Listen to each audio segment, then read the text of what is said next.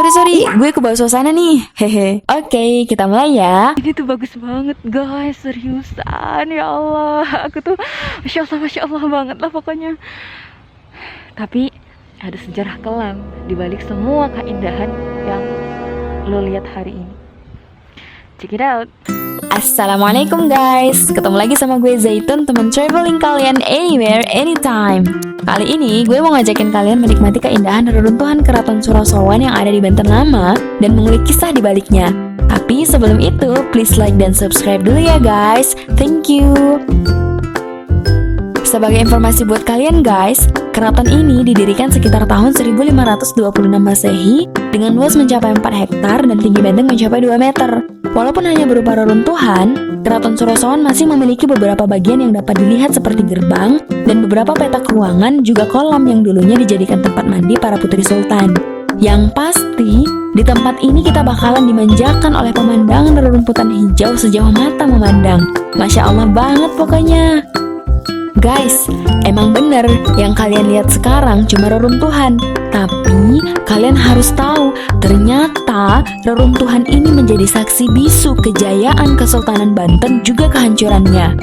Keraton ini dulunya difungsikan sebagai pusat pemerintahan Kesultanan Banten yang mencapai puncak kejayaannya saat dipimpin oleh Sultan Ageng Tirtayasa pada pertengahan abad ke-17. Pada masa itu, Banten menjadi salah satu pusat perdagangan dunia yang didatangi oleh pedagang dari Asia seperti Gujarat, Cina, Jepang, Turki, Arab, dan Eropa seperti Portugis, Inggris, termasuk Belanda. Pertanian semakin modern dengan dibangunnya sistem irigasi yang sekaligus berfungsi sebagai jalur kendaraan. Hasil panen rakyat dijual dengan harga tinggi, bahkan Banten swasembada pangan hingga sanggup mengekspor hasil pertanian sembari menyimpan untuk persiapan perang. Secara khusus, Sultan mendatangkan ulama-ulama hebat untuk mendidik rakyat dan angkatan militernya sehingga terwujud suasana Islami di tengah-tengah masyarakat. Selain itu, semua bangsa asing yang datang ke wilayah Banten tunduk di bawah aturan pemerintahan kesultanan. Semua ini berkat kekuatan politik pemerintahan berdasarkan Islam yang dijalankan oleh sang sultan. Tahun-tahun kepemimpinan beliau kemudian benar-benar menjadi salah satu fase hidup yang indah bagi rakyat Banten dalam naungan pemerintahan Islam. Tapi semua itu berakhir saat Belanda berhasil menancapkan pisau beracunnya ke dalam tubuh kesultanan dengan strategi pecah belah atau divide et impera. Bertambahlah kedengkian dan haus kekuasaan di dalam hati anak Sultan Ageng Tirtayasa, yakni Sultan Haji. Kekhawatiran tidak mendapatkan tahta mendorongnya untuk bersekongkol dengan Belanda. Bersama Belanda pula pada tahun 1681,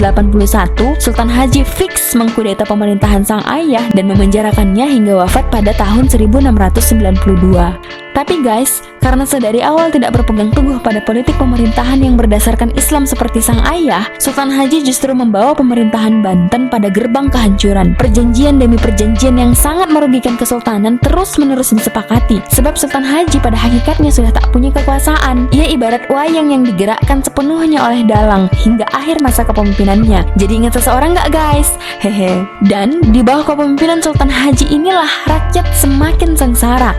Tidak ada lagi perdagangan internasional kecuali melewati perdagangan yang dimonopoli oleh Belanda, sehingga hasil panen rakyat mau tidak mau dijual dengan harga rendah kepada mereka. Begitulah guys, selain kedurhakaan dan pengkhianatan terhadap sang ayah, ditinggalkannya Islam sebagai dasar dalam mengatur pemerintahan menjadikan Sultan Haji membawa Kesultanan Banten menuju kehancuran. Sosok pemimpin yang bermasalah ditambah sistem pemerintahan yang tidak sesuai Islam lah yang menjadi biang kerok sumber kehancuran pemerintahan saat itu. Nah, semoga kita bisa mengambil pelajaran berharga dari kisah nyata ini ya guys. Amin, Allahumma amin. Dan segini dulu video kali ini ya guys. Jangan lupa subscribe, like, share, dan komen kalau lo suka video ini, karena gue bakal ngajak kalian traveling ke tempat-tempat seru lainnya anywhere, anytime, sembari belajar sesuatu yang baru yang bermanfaat untuk kehidupan juga insyaallah. Have a great day guys. Assalamualaikum. Bye. Teman-teman yang bepergian di masa-masa pandemi ini, jangan lupa selalu gunakan masker. Kalau perlu double kayak gue nih, cering. Satunya masker medis, satunya masker kain.